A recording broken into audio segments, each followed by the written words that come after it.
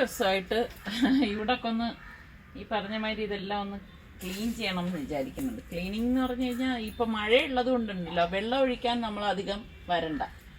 പിന്നെ ഇതുപോലെ കോവൽ കണ്ട ഇതിലേക്ക് ഇങ്ങനെ എൻ്റെ പിച്ചിയിലേക്ക് അള്ളി പടർന്ന് പിടിച്ചിരിക്കുകയാണ്.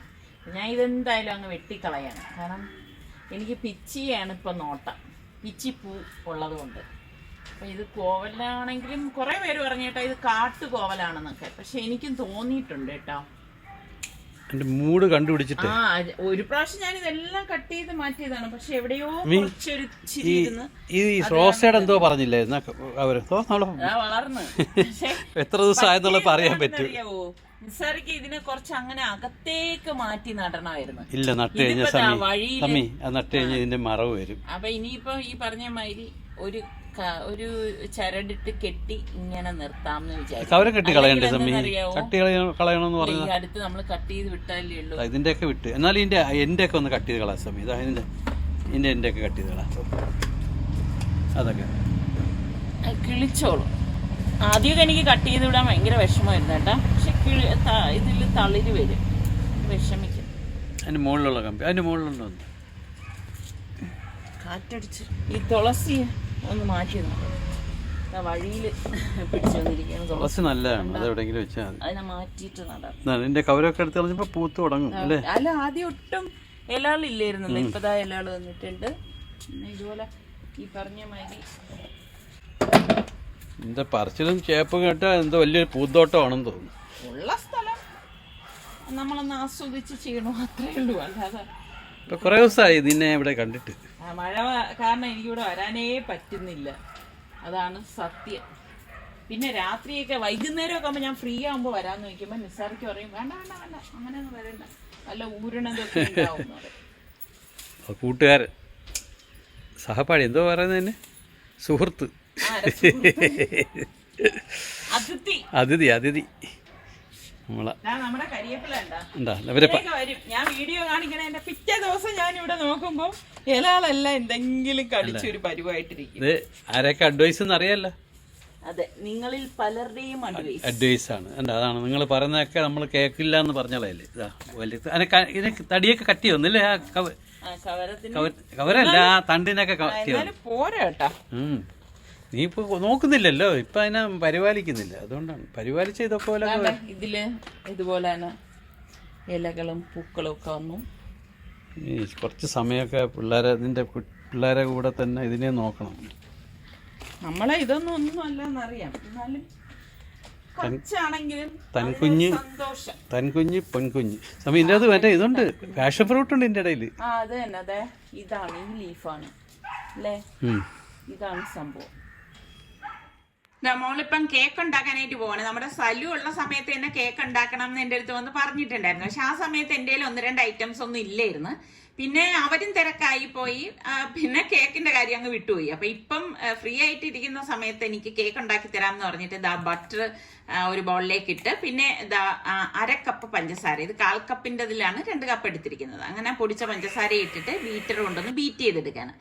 പിന്നെ ഞാൻ നോക്കിക്കൊണ്ടിരുന്നപ്പോൾ അവള് 1/4 കപ്പ് ഓയിൽ ഒഴിച്ചു കൊടുക്കുന്നുണ്ട്. ഓയിൽ ഒഴിച്ചിട്ട് ഒന്ന് അടിച്ചെടുക്കുകയാണ്. അപ്പോൾ സ്വന്തമായിട്ട് തന്നെയാണ് ഇത് ചെയ്യണത്, എൻ്റെ ഒട്ടും ഹെൽപ്പില്ല. കാരണം ഞാൻ അടുത്ത് നിൽക്കുന്നതേ ഉള്ളൂ, ഞാൻ ഇതിലേക്ക് ഇടപെടാൻ പോയിട്ടില്ല. വീണ്ടും 1/4 കപ്പ് ഓയിൽ ഒഴിച്ചു കൊടുത്തിട്ടുണ്ട്. എന്നിട്ട് വീണ്ടും ഒന്ന് മിക്സ് ചെയ്ത് എടുക്കുകയാണ്. അപ്പം ഞാൻ പറഞ്ഞു ഞാൻ നിൽക്കണമെന്നും നോക്കണ്ട, മോളുടെ രീതിക്ക് തന്നെ ഉണ്ടാക്കി എടുത്താൽ മതി എന്ന് പറഞ്ഞു. അപ്പൊ എൻ്റെ അടുത്ത് പറഞ്ഞു മുട്ട സെപ്പറേറ്റ് ചെയ്താണ് സാധാരണ ഞാൻ എടുക്കണത്, പക്ഷെ പറഞ്ഞു തീരുന്നുമ്പോ മുട്ടയുടെ മഞ്ഞ ചാടിപ്പോയി. അപ്പൊ അതുകൊണ്ട് തന്നെ ഇപ്പം ടോട്ടൽ 3 മുട്ട എടുത്ത് 3 മുട്ടയെ ഫുള്ളായിട്ട് ഇതിലേക്ക് ഇട്ടിട്ട് ഒന്ന് അടിച്ചെടുക്കാൻ. ഇതുപോലെ ഒന്ന് അടിച്ചെടുത്ത ശേഷം 1 ടീസ്പൂണോളം വെനില എസൻസും കൂടി ചേർത്ത് കൊടുക്കാണ്. ചേർത്ത് കൊടുത്തിട്ട് വീണ്ടും ഇതൊന്ന് ബീറ്റ് ചെയ്ത് കൊടുക്കുകയാണ്. അപ്പം ഞാൻ കേക്ക് ഉണ്ടാക്കണതിൻ്റെയൊക്കെ വീഡിയോ ഇതിന് മുൻപ് ഇട്ടിട്ടുണ്ടല്ലോ. അപ്പം ഞാൻ ഈ ഒരു രീതിയിലല്ല ഉണ്ടാക്കണത്. എപ്പോഴും ഓരോരുത്തർ അവർക്ക് കംഫർട്ടായിട്ട് തോന്നുന്ന കാര്യം അവരുടെ ഇഷ്ടത്തിന് തന്നെ തയ്യാറാക്കുന്നതാണ് എപ്പോഴും നല്ലത് കേട്ടോ. അപ്പൊ ദാ ഒരു പാത്രത്തിലേക്ക് മൈദാമാവ്, ഇപ്പം 1 കപ്പ് മൈദാമാവ് ആദ്യം എടുത്തു, പിന്നെ ദാ വീണ്ടും ഒരു 1/2 കപ്പ് എടുത്തു. ടോട്ടൽ 1.5 കപ്പ് മൈദാമാവ് ഒന്ന് അരിച്ചിടുകയാണ്. അരിച്ചിട്ട ശേഷമാണ് മോള് ബേക്കിംഗ് പൗഡർ 1 ടീസ്പൂൺ ഇതിലേക്ക് അരിച്ചിട്ട് കൊടുക്കുന്നത്. അപ്പം ഞാൻ ഇങ്ങനെ അല്ല ചെയ്യണത്, ഞാനെല്ലാം ഒരുമിച്ചിടും. എന്നിട്ട് 1 നുള്ളു സോഡാപ്പൊടിയും കൂടി ഇട്ട് കൊടുക്കുന്നുണ്ട്, ബേക്കിംഗ് സോഡ കേട്ടോ.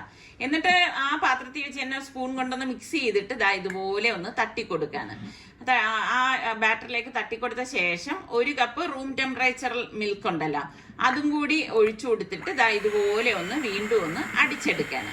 അപ്പൊ ശരിക്കും ഞാൻ ഉണ്ടാക്കുന്നത് നല്ല വ്യത്യസ്തമായിട്ടുള്ള രീതിയിലാണ് ഇങ്ങനെ മിക്സിങ് തയ്യാറാക്കണായിട്ട്. ഞാനിപ്പോ ഒരുപാട് കാലമായി കേക്ക് ഉണ്ടാക്കിയിട്ട്, കാരണം വെറുതെ ഇനിയിപ്പോ തടി കൂട്ടണ്ടെന്ന് എഴുതിയിട്ട് ഇപ്പൊ തീരെയും കേക്ക് ഉണ്ടാക്കാറില്ല. അപ്പൊ ദാ ബട്ടർ പേപ്പർ പാനിലേക്ക് കുറച്ച് ഓയിലൊന്ന് ബട്ടർ പേപ്പർ വെച്ചിട്ട് ബട്ടർ ഒന്ന് തേച്ചു കൊടുക്കാണ്, പെട്ടെന്ന് ഇളകി കിട്ടാൻ വേണ്ടി. ബട്ടർ പേപ്പർ ആണെങ്കിലും ഈസി ആയിട്ട് ഇളകി കിട്ടും ഇതുപോലെ വശങ്ങളിലേക്കൊക്കെ ബട്ടർ തേച്ച് കൊടുക്കുമ്പോൾ. അപ്പൊ ബാറ്റർ ഇവിടെ റെഡി ആയത് ഇതുപോലെ ഒന്ന് ഒഴിച്ചു കൊടുക്കാണ്. അപ്പൊ മോൾക്ക് കേക്ക് ഉണ്ടാക്കാൻ ഭയങ്കര ഇഷ്ടമാണ്, കേക്ക് ഉണ്ടാക്കാറുണ്ടെന്നൊക്കെ എൻ്റെ അടുത്ത് എപ്പോഴും ഇങ്ങനെ പറയുമായിരുന്നു കേട്ടോ. അപ്പം കേക്ക് ടിന് വേണം എന്നൊക്കെ പറയുമ്പോൾ ഞാൻ പറഞ്ഞു ഇവിടെ എല്ലാം ഉണ്ട്, എത്ര ഇഞ്ചിന്റെ വേണം എന്നൊക്കെ പറഞ്ഞാൽ മതി, ഞാൻ എടുത്തു തരാമെന്ന് പറഞ്ഞു. കാരണം നമുക്കിവിടെ ബേക്ക് ചെയ്യുന്നത് കൊണ്ട് തന്നെ കേക്ക് ടിന്നും ബാക്കിയുള്ള കാര്യങ്ങളൊക്കെ ഉണ്ട്. അപ്പൊ 150 ഡിഗ്രി സെൽഷ്യസിൽ 5 മിനിറ്റ് പ്രീ ഹീറ്റ് ചെയ്ത ഓവനിലേക്കാണ് ഇത് വെച്ചു കൊടുത്തിരിക്കുന്നത്. അപ്പം വീണ്ടും അത് 180 ഡിഗ്രി സെൽഷ്യസിൽ 30 മിനിറ്റ് ആണ് മോള് ടൈം വെച്ചിരിക്കുന്നത്. അപ്പൊ കറക്റ്റ് 30 മിനിറ്റ് ആയപ്പോഴേക്ക് കേക്ക് റെഡിയായി വന്നിട്ടുണ്ട്. അപ്പൊ അവള് കുത്തി നോക്കാണ്. അപ്പൊ ഞാൻ പറഞ്ഞു ഞാനാണെങ്കിൽ സെന്ററിലാണ് മോളെ കുത്തുന്നത് എന്ന് പറയാം. അവള് ചൂട് അടിക്കും എന്ന് വിചാരിച്ചിട്ട് ഇങ്ങനെ സൈഡിലേക്ക് കുത്തി നോക്കിയപ്പോ പെർഫെക്റ്റ് ആയിട്ട് വന്നിട്ടുണ്ട് കേട്ടോ. അപ്പൊ മോളുടെ കേക്ക് ഇവിടെ റെഡി ആയിട്ടുണ്ട്. കേക്കൊക്കെ ആണെങ്കിൽ ഒന്ന് തണുക്കണം, തണുത്ത ശേഷം കഴിച്ചാലേ അതിന് ടേസ്റ്റ് ഉണ്ടാകത്തുള്ളൂ. പിന്നെ ഇന്ന് ഓണാഘോഷം, അതായത് സമാപനം പ്ലോട്ടുകളൊക്കെ വരുന്നുണ്ട്. അപ്പം അതൊക്കെ ഇപ്പൊ ഒന്ന് കാണാൻ പോണം എന്ന് വിചാരിച്ചിരിക്കുകയാണ്. എന്ത് തോന്നണോ അവളെ? കാണാൻ കൊള്ളാം, കഴിക്കുമ്പോഴേ ടേസ്റ്റ് അറിയുള്ളൂ. കഴിച്ചു നോക്കി ഞാൻ നല്ല റിവ്യൂ ആയിരിക്കും പറയാം. അതായത് ശരിയെങ്കിൽ ശരി എന്ന് പറയും, ഇല്ലെങ്കിൽ അങ്ങനെ പറയും. പക്ഷെ ഇനി കണ്ടിട്ട് ടെക്സ്ചർ നല്ലത്, ലുക്ക് നല്ലത്, നല്ല മണം എല്ലാം ഉണ്ട്. മണം അടിപൊളിയാണ്, ഞാൻ മണമാണ് ആസ്വദിച്ചോണ്ടിരുന്നത്. പക്ഷെ അത് തണുത്ത ശേഷമല്ലേ നമുക്ക് കട്ട് ചെയ്യാൻ പറ്റത്തുള്ളൂ. എനിക്ക് തോന്നുന്നു നല്ല ടേസ്റ്റ് ആയിരിക്കും തോണ്, കട്ട് ചെയ്ത് കഴിക്കുമ്പോ പറയാം. വാവ്, അടിപൊളി കേട്ടോ, നല്ല ടെക്സ്ചർ, നല്ല സോഫ്റ്റ് ആണ്. കുറച്ചുകൂടി തണുക്കാനുണ്ട് കേട്ടോ. അമ്മി കഴിച്ചിട്ടൊന്ന് പറ, എന്തായിരുന്നു അതിന്റെ ടേസ്റ്റ് എന്ന് പറഞ്ഞില്ലല്ലോ. ഒറ്റ കടിക്ക് ഇത്രയോ അടിപൊളി ടേസ്റ്റ് കേട്ടോ, നല്ല സോഫ്റ്റ്, നല്ല ടെക്സ്ചർ, നല്ല മണം, കൊള്ളാം മോളെ, സൂപ്പർ ആയിട്ടുണ്ട് കേട്ടോ. ഭാവിയുണ്ട്.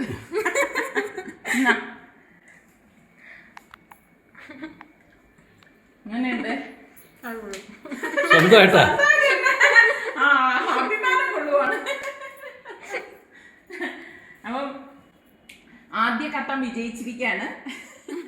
അപ്പൊ അതൊക്കെ കഴിഞ്ഞ ശേഷം ഞങ്ങൾ ഓണാഘോഷം കാണാനായിട്ട് വന്നു. അപ്പൊ കുറച്ച് നേരത്തെ തന്നെ ഞങ്ങൾ ഇവിടെ എത്തിയിട്ടുണ്ടായിരുന്നു. അപ്പൊ റോഡിൽ ഇങ്ങനെ എല്ലാ പ്ലോട്ടുകളും നിരത്തി വെച്ചിരിക്കുകയാണ്. കവടിയാറ് മുതൽ, നമ്മൾ പേരൂർക്കടയിൽ നിന്ന് വരുമ്പോൾ കവടിയാറ് മുതൽ ഇങ്ങനെ പ്ലോട്ടുകൾ വെച്ചിട്ടുണ്ട് കേട്ടോ. അപ്പൊ സ്റ്റാർട്ട് ചെയ്യുമ്പോൾ മാത്രമേ ഇത് മൂവ് ചെയ്യത്തുള്ളൂ. ശരിക്കും ഇങ്ങനെ കാണാൻ നല്ല രസമാണ് കേട്ടോ. അപ്പൊ ഇതിനിടയിൽ ഒരു പ്ലോട്ടിന്റെ ഇവരൊക്കെ സംഘാടകരാണെന്ന് തോന്നുന്നു, നമ്മളുടെ വ്യൂവേഴ്സ് ആണ്. അപ്പൊ കുറച്ചു നേരം അവരുമായിട്ടൊക്കെ ഒന്ന് സംസാരിച്ചു. അപ്പൊ ഞാൻ നോക്കുമ്പോഴേക്കുണ്ട് ഇവിടെ ഡബിൾ ഡെക്കറിന്റെ പ്ലോട്ട് കണ്ടോ. അപ്പൊ ജസ്റ്റ് മോളെയും കൊണ്ട് ആ ഡബിൾ ഡെക്കറിന്റെ മേളിലൊന്ന് കയറ്റിച്ചു. കാരണം ഞാൻ ചോദിച്ചു മോളിൽ കയറിയിട്ടുണ്ടോന്ന് ചോദിച്ചപ്പോ ഇല്ലാന്ന് പറഞ്ഞു. അപ്പൊ ജസ്റ്റ് ഒന്ന് കയറി ഇറങ്ങിയതാണ്, അത് ആർക്കും കയറാൻ വേണ്ടി വെച്ചിരിക്കുന്നതല്ല കേട്ടോ.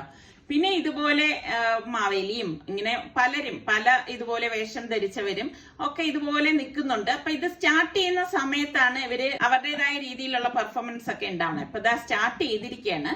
ഇപ്പൊ കഴിഞ്ഞ 2 വർഷമായിട്ട് കോവിഡ് കാരണം ഓണാഘോഷം ഒന്നും ഇല്ലായിരുന്നല്ലോ. അതിനു മുൻപ് ഇതുപോലെ ഓണാഘോഷം ഉണ്ടായിരുന്നു. അപ്പം ഇതുപോലെ പ്ലോട്ടുകളും കാര്യങ്ങളും എല്ലാം ഉണ്ടായിരുന്ന ആ ഒരു സമയത്ത് ഞങ്ങൾ വീഡിയോസ് ഇട്ടിട്ടുണ്ടായിരുന്നു. നിങ്ങൾ ഓർക്കുന്നുണ്ടോ? ആ 2 വർഷം മുന്നേ ഉള്ള വീഡിയോ എടുത്ത് നോക്കിയാൽ ഇതുപോലെ അന്നത്തെ വന്നിരിക്കുന്ന പ്ലോട്ടുകളെല്ലാം നിങ്ങൾക്ക് കാണാൻ സാധിക്കും. അപ്പൊ ഇതിനിടയിൽ കാർത്തിക് സൂര്യയെ കണ്ടോ? അപ്പൊ കാർത്തിക് സൂര്യയായിട്ട് ഒന്ന് സംസാരിച്ചുകൊണ്ട് നിൽക്കുമ്പോ കുറെ നാളിന് ശേഷമാണ് ഇപ്പൊ ഞങ്ങൾ വീണ്ടും കാണുന്നത് കേട്ടോ. കാർത്തിക് സൂര്യയുടെ ആരാധകരൊക്കെ വന്ന് പൊക്കിക്കൊണ്ടുപോയി.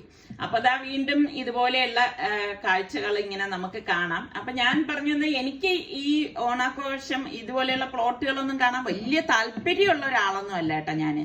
കാരണം നമ്മളിപ്പോ ഇടയ്ക്കൊക്കെ ഞാൻ പറഞ്ഞില്ലേ 2 വർഷം മുൻപും വന്ന് എല്ലാം കണ്ടിട്ടുണ്ട്. അപ്പൊ എനിക്ക് അതിനോട് വലിയൊരു ക്രേസ് ഒന്നുമില്ല. അപ്പൊ മോളെടുത്ത് ഞാനിങ്ങനെ കണ്ടിട്ടുണ്ടോ എന്ന് ചോദിച്ചപ്പോ കണ്ടിട്ടില്ല എന്ന് പറഞ്ഞു. അപ്പൊ ഞാൻ വിചാരിച്ചു ശരി എന്നാ മോക്കും കാണാം. നമ്മളുടെ വ്യൂവേഴ്സ് ഇപ്പൊ തിരുവനന്തപുരത്ത് അല്ലാത്ത എത്രയോ പേരുണ്ടല്ലേ, ഇപ്പം പുറത്തേക്ക് ഉള്ളവരുണ്ട്, അല്ലെങ്കിൽ നമ്മളുടെ ഈ ജില്ല വിട്ടിട്ടുള്ളവരുണ്ട്. അപ്പൊ അവർക്കും കൂടി ഞാൻ ഈ നമ്മൾ പിടിക്കുന്നത് നിങ്ങളിലും കൂടി ഷെയർ ചെയ്യാമെന്ന് വിചാരിച്ചിട്ടാണ് ഇന്ന് വന്നത് കേട്ടോ. അപ്പൊ ഇങ്ങനെ അതെല്ലാം മൂവ് ചെയ്ത് പോകുന്നത് ഒക്കെ കാണാൻ നല്ല രസമാണ്. ഇങ്ങനെ നല്ല തിരക്കുണ്ടായിരുന്നു, കണ്ടില്ലേ? ആ റോഡിന്റെ ഇരുവശങ്ങളിലും ആൾക്കാരൊക്കെ ഇരിക്കുന്നുണ്ട്, കുറെ പേരിങ്ങനെ നിൽക്കുന്നുണ്ട്.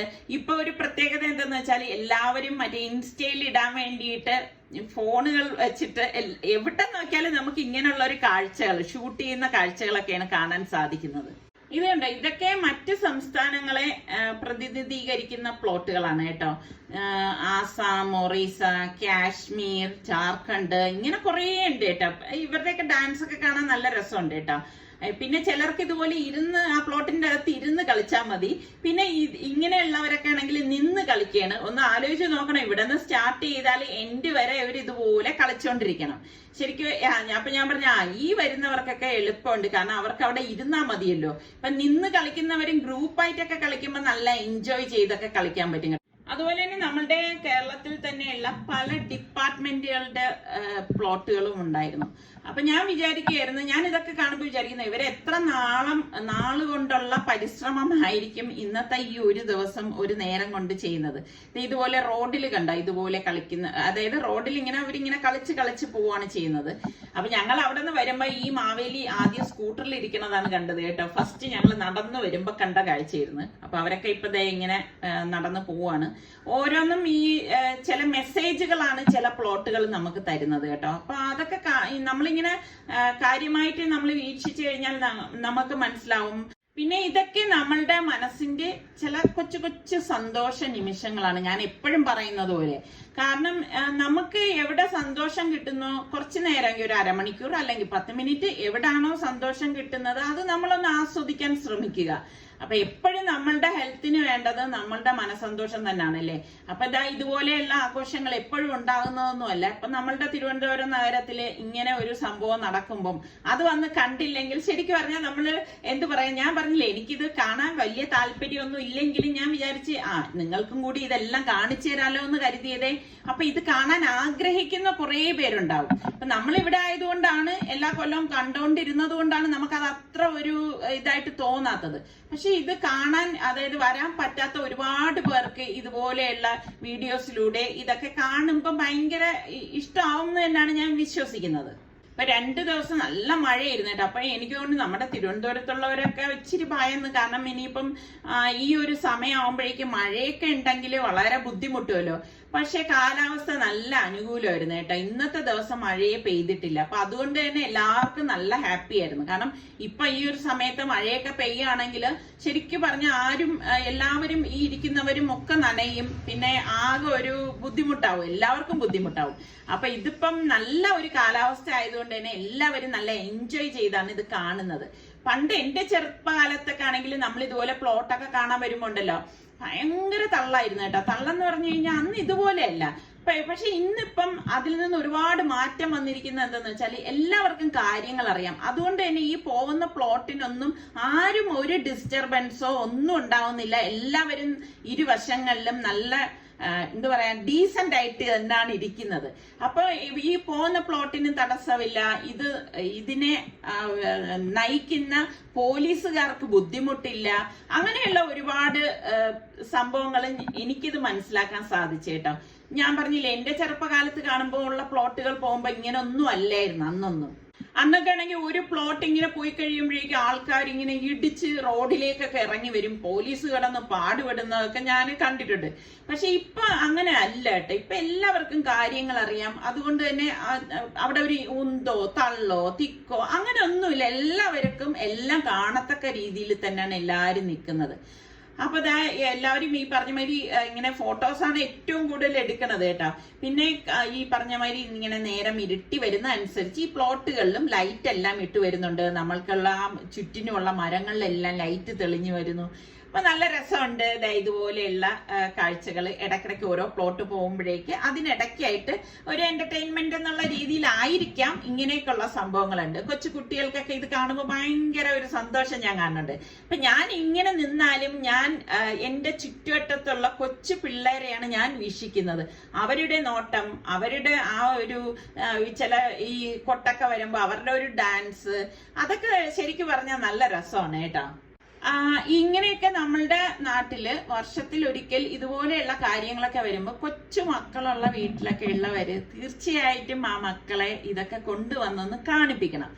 ഇപ്പൊ ദൂരത്തൊക്കെ ഉള്ളവർക്ക് വരാൻ ബുദ്ധിമുട്ടായിരിക്കും. അറ്റ്ലീസ്റ്റ് നമ്മളുടെ തിരുവനന്തപുരത്തൊക്കെ താമസിക്കുന്നവർക്ക് തീർച്ചയായിട്ടും അധിക ദൂരത്തൊന്നും അല്ല ഇത്. നമ്മളുടെ കവടിയാർന്ന് സ്റ്റാർട്ട് ചെയ്ത് കഴിഞ്ഞാല് ആ മ്യൂസിയം അങ്ങനെ അങ്ങ് പോവും. അപ്പൊ പിള്ളേർക്കൊക്കെ ഈ കൊച്ചു മനസ്സിൽ കയറുന്ന കാര്യങ്ങൾ വളരെ വലുതാണ് കേട്ടോ. ആ കൊച്ചിലേ കിട്ടുന്ന, അതായത് അവരിതൊക്കെ കണ്ട് വളർന്നു വരുമ്പോ അവർക്ക് അതൊരു നാളെ അവർക്ക് ഇന്നത്തെ ഈ സംഭവങ്ങൾ മറക്കാൻ പറ്റാത്ത അനുഭവങ്ങളായി മാറും. ഇപ്പൊ നമ്മളിരുന്ന് പറയുന്നില്ലേ നമ്മളുടെ ചെറുപ്പകാലത്ത് അങ്ങനെ ആയിരുന്നു ഇങ്ങനെ ആയിരുന്നു എന്നൊക്കെ.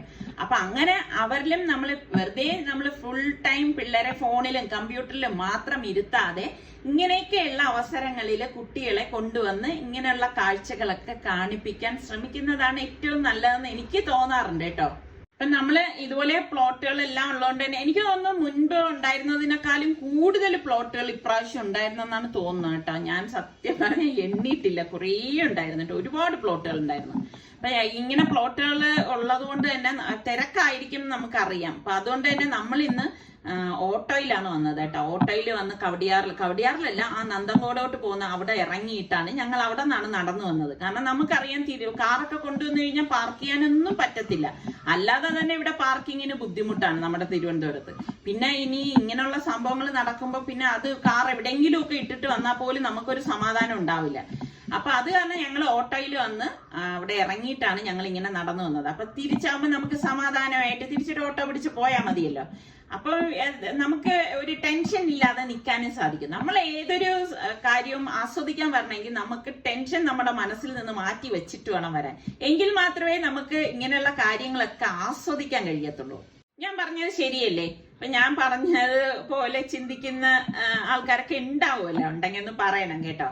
അപ്പൊ ഇങ്ങനെ ഇവിടെയൊക്കെ ഇങ്ങനെ അടിച്ച് തകർത്ത് എല്ലാവരും നടക്കുന്നുണ്ട്. നല്ല രസമാണ് ഇതൊക്കെ ഇങ്ങനെ കാണാനായിട്ട്. ഇപ്പൊ ഞാൻ നേരത്തെ പറഞ്ഞില്ലേ കൊച്ചു പിള്ളേർ ഇങ്ങനെ ഒന്ന് കളിക്കുന്നു. ഇതുപോലെയുള്ള ആസ്വാദനമാണ് ഞാൻ ഏറ്റവും കൂടുതൽ ആസ്വദിക്കുന്നത്. എത്ര കിലോമീറ്റർ ഓടും? 30 കിലോമീറ്റർ ഓടും. 2 മണിക്കൂർ. 2 മണിക്കൂർ കൊണ്ട് ഫുൾ ചാർജ് ആവും. പുറത്തുനിന്ന് ഇറക്കിയത് കൊണ്ടാണ് ആ 2 മണിക്കൂർ കൊണ്ട്. 5 കൊല്ലായി കൊണ്ട്. അത് ശരി. എവിടെ താമസം? ലോങ് എത്ര പോയിട്ടുണ്ട്?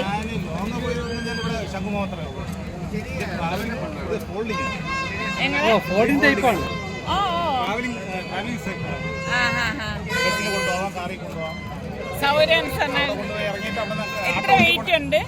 21. ഒന്ന് കാണട്ടെ, ഒന്ന് ഓടിച്ച് കാണാൻ. ഇത് ഹോണ് മറ്റേ PP ആണെന്ന് വിചാരിച്ചേ.